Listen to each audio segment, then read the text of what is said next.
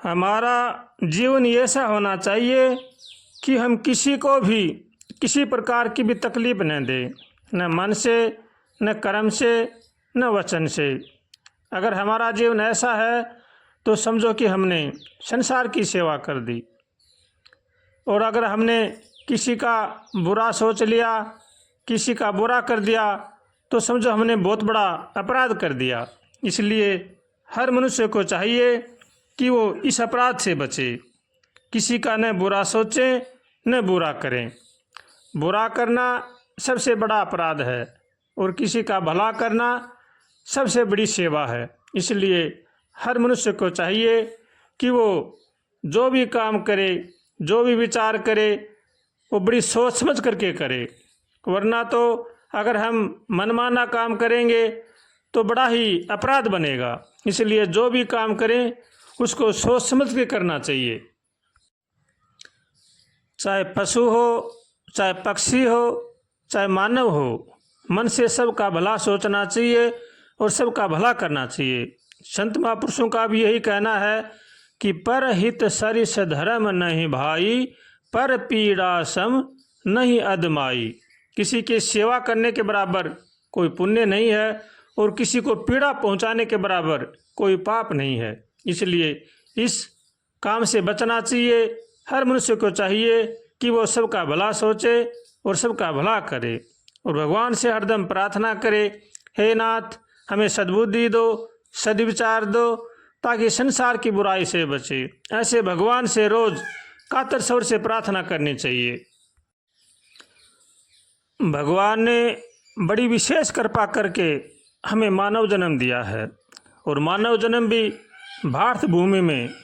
भारत भूमि देवों की भूमि है, ऐसा संत महापुरुषों से सुना है।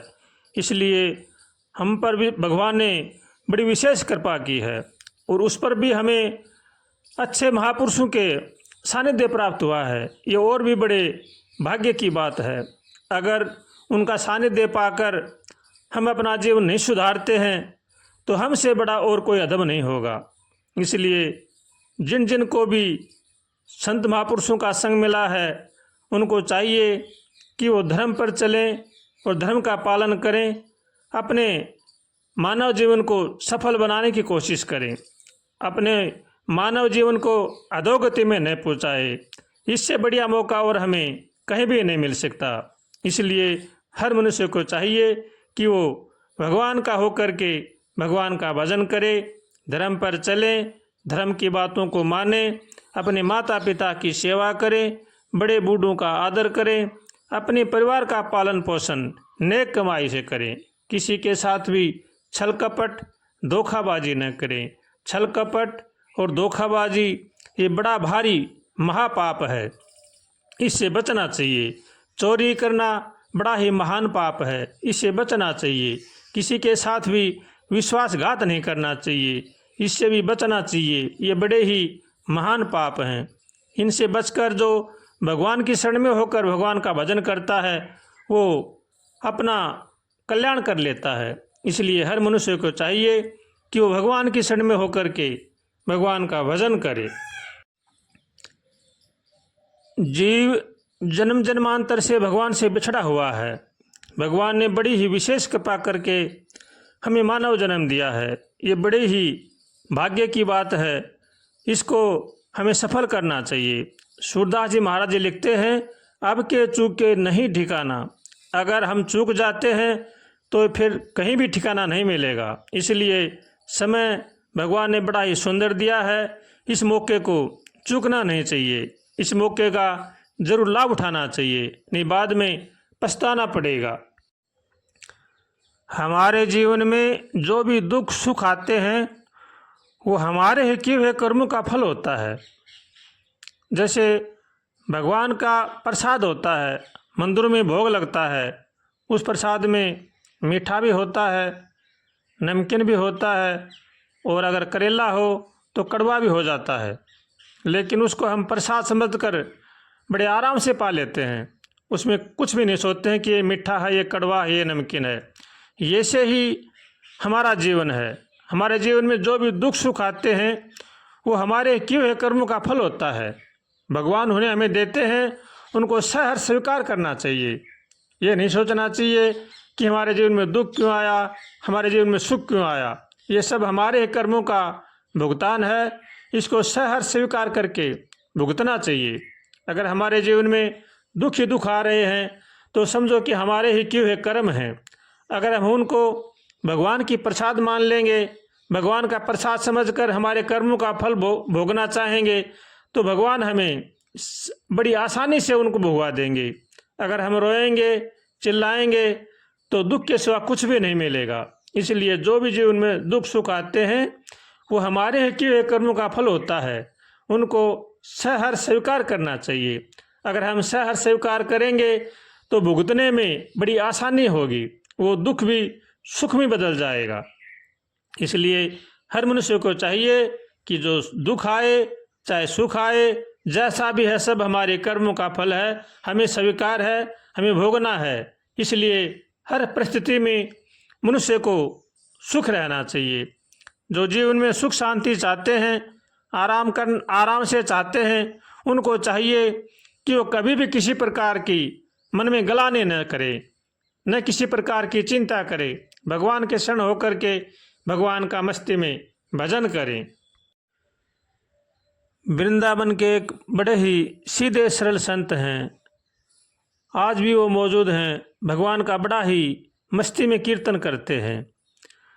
ठाकुर हमरे रमण बिहारी, हम हैं रमण बिहारी के। ठाकुर हमरे रमण बिहारी, हम हैं रमण बिहारी के।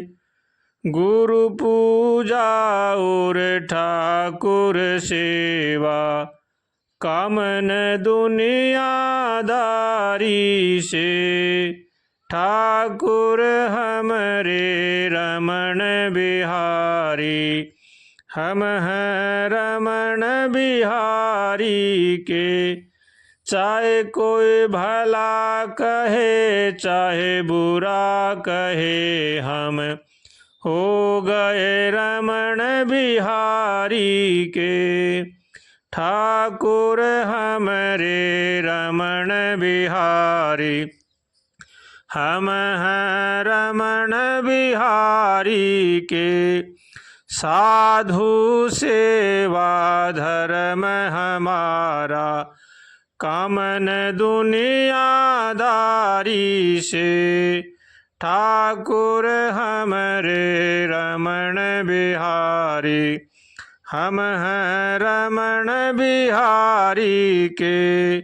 ठाकुर हमरे रमण बिहारी, हम हैं रमण बिहारी के।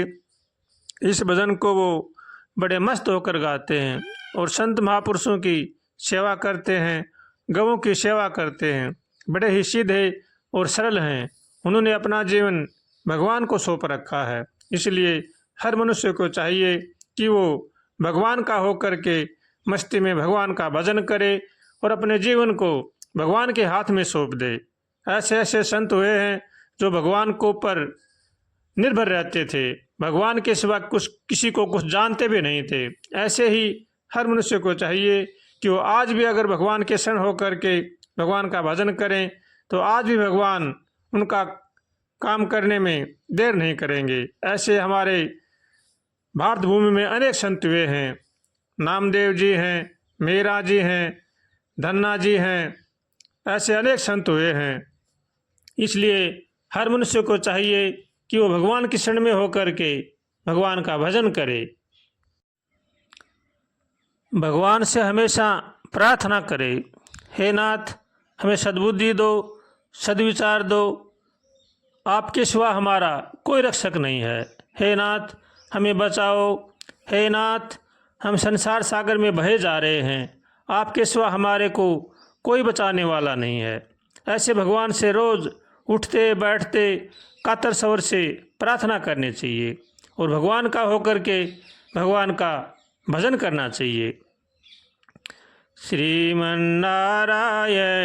नारायण नारायण हरि श्रीमन्नारायण नारायण नारायण हरि लक्ष्मी नारायण नारायण नारायण हरि बद्री नारायण नारायण नारायण हरि श्रीमन्नारायण नारायण नारायण हरि श्रीमन्नारायण नारायण नारायण हरि श्रीमन्नारायण नारायण नारायण हरि श्रीमन्नारायण नारायण नारायण हरि श्रीमन्नारायण नारायण नारायण हरि